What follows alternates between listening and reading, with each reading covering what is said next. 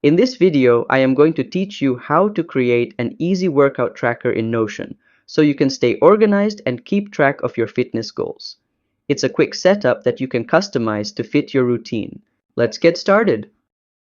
Go to notion.so and sign into your account. Double check you're signed into the right workspace.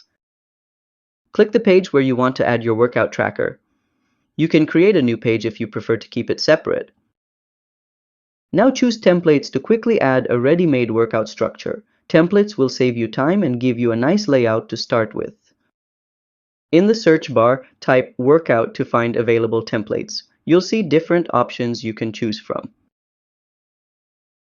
You can add any workout template depending on your preference. For this video, I will choose Workout Planner and just click it.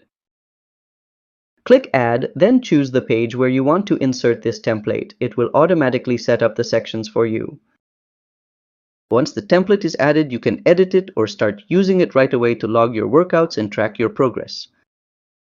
And that's how to create a workout tracker in Notion. If you found this helpful, don't forget to like and subscribe to How to Tutor for more simple tutorials. See you next time!